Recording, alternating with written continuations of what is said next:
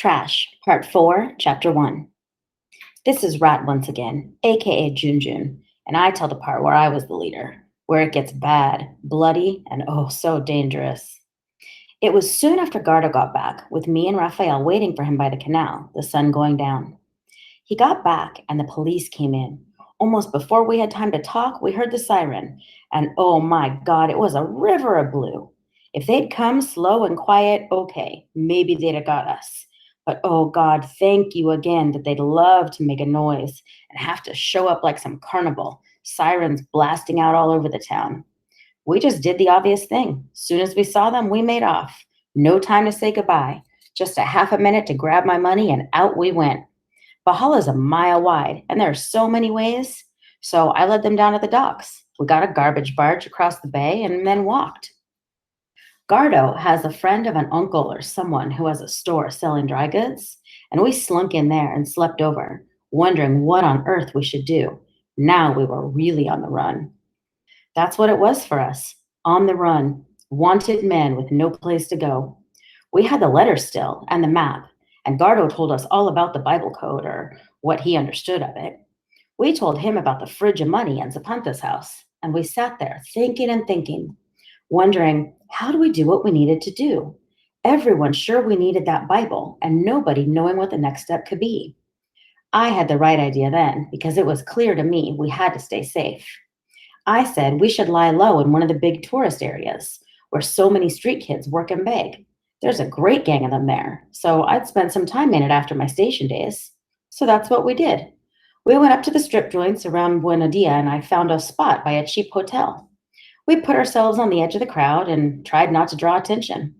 I cut off Raphael's hair, just in case anyone came looking, made him look like a little madman, though he's cute enough still. Cute enough to beg from foreigners, though he wouldn't do it. I said, "You got to." He said no. I said, "My money wouldn't last," and Gardo told me to shut up. So I sewed the cash into my shorts, and I looked after us all with it, eating on the street and smoking to look rough as we could. We stuck together and stayed in the dark, stayed with the street boys for a night in the ruin of a place they used, but none of us felt safe. They weren't mean like the station boys, mainly because there's so many coming and going, but I think we were just so used to being a three. The crowd made Raphael nervous. We found a tiny room instead, high up in a stack of old shacks over a laundry. It wasn't much bigger than a coffin, but it was better than no doors, no windows, and the rent was low. We could just about sit up straight, so there we went and whispered our plans. I made one little change, which Gardo laughed at me for, but wasn't I the hero in the end? I've never liked being nailed up inside a house, and I did it for Raphael too, who still wasn't sleeping good. I got an old tire lever and loosened part of the roof, emergency exit just in case, because we knew things were getting hotter and hotter. We knew this was real, scary heat all around us. Even in the weather, there was a wind and the freak typhoon hovering over the sea, and we all felt something big was coming. There was no way to back from it now, and for the boys, it meant they couldn't even see their people again. I heard them whispering and wondering, and Raphael cried at night for his auntie and his cousins. They could never go back to the dump site. They had lost their homes, I guess. We knew most of all that everything depended on that damn Bible and the little bit of paper we had with the lines of numbers. We had to get that Bible and set those two things together. So Gardo risked it, and one day borrowed my dirty clothes and walked all the way to Colva prison. He sat and sat, working out where the guards came out, and he spent another 2 days watching the different shifts, pretending to be deaf and dumb. When he spotted the guard he was looking for, he followed him.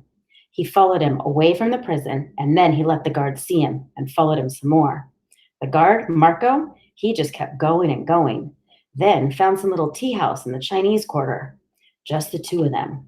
That was so brave of Gardo, because we'd all worked out how the guard must know there was a price on Gardo's head. We'd gone over it and over it.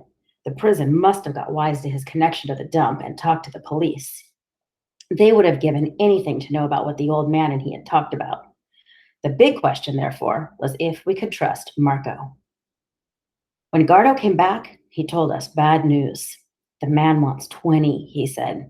He meant 20,000, of course. That was the price of the Bible. Raphael cursed and said, "You sure he's got it? You sure he'll give it?"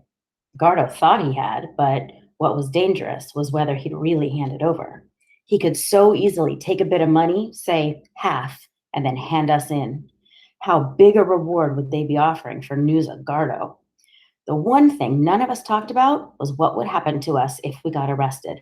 We all knew that if we got taken again, we'd never get out. We'd be dead. I was getting nightmares too by this stage, waking up crying, all three of us, like little boys. But we stuck together like a gang. "You think he'll give it?" said Raphael for the 100th time.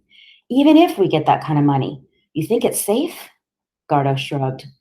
"We either forget it," he said, "and live here forever, or we give it a go. 20,000 pesos, though, and I had a little under two.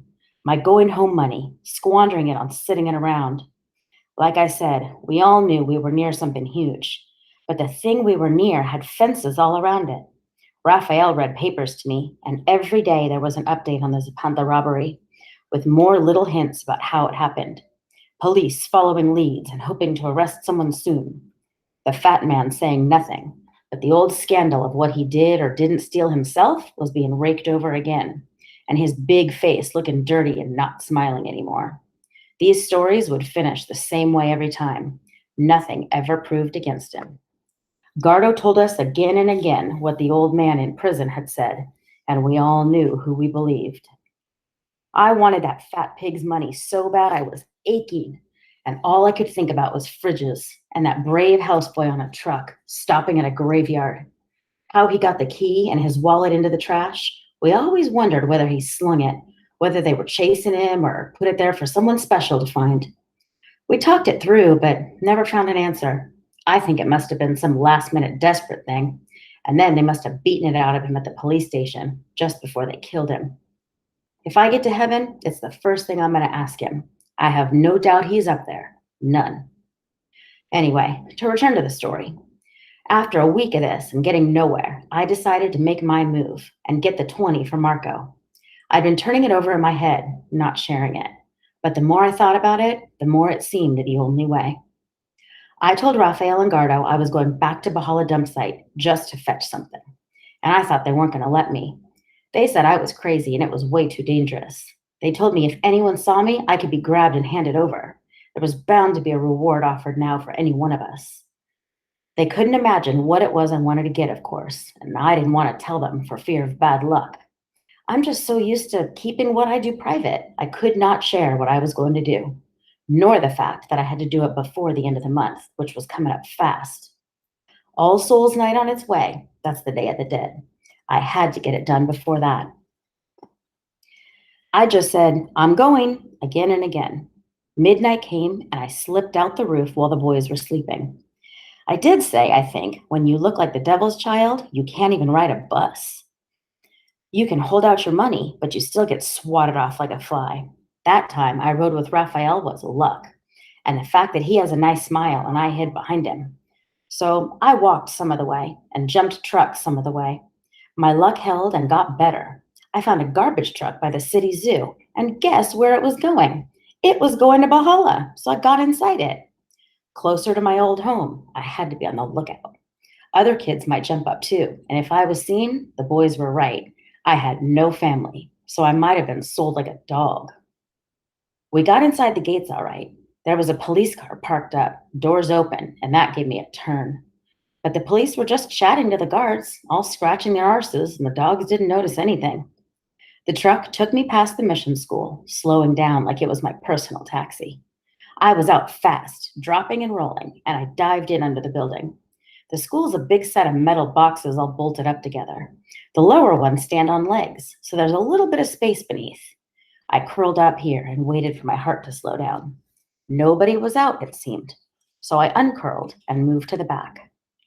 There's a guard at the front, but he dozes away because who's going to break in? Who's going to steal storybooks? It would be robbing from your own people, which is why I felt so low. I was about to thieve, not just from the Bahala people where I lived, but from Father Juilliard, who had been about the closest thing to a father I'd had so far, never knowing my real father. He was a bit slow and a bit too trusting, of course, everyone knew that. But he was a good old boy, and I loved him. I started to climb the corner. The windows downstairs all had shutters, which were locked up at night. The upstairs windows had bars and no shutters, and I'd always made sure of an entry point. The truth was that just now and then it was nice to sleep in a big room, but I didn't make a habit of it. The other bit of truth is that I was in the bad, very bad habit of lifting money from the school safe.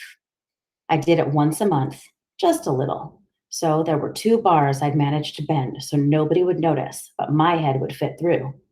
I was through now like a shadow and down the old man's bit of carpet. How did I steal from the safe? Okay. The safe is on a table fastened to the wall. It's not big, and it doesn't need to be because it doesn't hold much. I guess all the big money goes through banks, and they just keep a bit of cash for day-to-day stuff. A bit of cash for emergencies, I suppose. But we're still taking 20 or 25,000, so I hoped. I would never take much, just 100 or so, hoping Father Juilliard would never miss it. And if he did, he'd think he miscounted. Once, twice a month at most. And that was how my little stash got to grow, which is what I didn't tell Raphael, who's more honest than me, but it's coming out now. You're thinking, how does a boy like a dumb rat get into a safe? And the answer is so simple you could laugh. Father Juilliard, my friend, you must have had a bad memory because you write the lock combination in your diary. You change it every month, sir, at the end of the month, and write the new code down. I would always see it, open on your desk. I'd remember it. This month, it was 20861. I saw it when we were on the computer, and you bought us that lemonade. But it wouldn't be the same after All Souls Night, and that's why I had to make up my mind to come. I put in that code, and the door clicked open. Inside, I found 23,000 and a bit more. So that was our Bible money for Mr. Marco. I went into my shorts and I got ready to leave. On a thought, because please don't think the worst of me, the shame was making me ache. I stopped again. The old man's desk was full of paper, and there was a pen in the drawer. I hadn't meant to, and I knew it was a risk, but I hated the thought of you never knowing and wondering who had so betrayed you. So I drew you a picture I could spell Junjun. So I put the words over me and a big arrow. I tried to draw me like I was hugging Father Juilliard, who I gave a big crucifix to in case the likeness was no good. I put lots of X's because I knew people used them as kisses, and I put it in the safe. I had tears in my eyes. This was a goodbye. And though Bahala Dump could go up in flames and I just dance, the mission school had been a good, safe, warm, friendly, happy, fun place. Sister Olivia had been one of the best, and the volunteers before her. Father Juilliard had told me stories, given me food, given me money. He'd even kissed me once, which nobody before or since has ever done. When I thought of this, climbing down the wall was hard. But I thought about Raphael and Gardo and what we had to do. I thought about Jose Angelico, too, smashed apart by police, and I carried on. I waited for a garbage truck to come by. I waited for it to slow. I was up on the back and inside, and we sailed out of the gates onto the street. I reached our little house well before dawn and slunk in next to the boys so they didn't hear me. One of the nice things about Raphael is, because he slept with his little cousins, I guess, he's in the habit of sleeping up close. I crawled in under the blanket and at once felt an arm go round me, holding me tight. And I felt less like a mean, sly, traitorous, ungrateful thief. And he had no nightmares that night. He slept easy, till sunrise, breathing soft, right on my neck.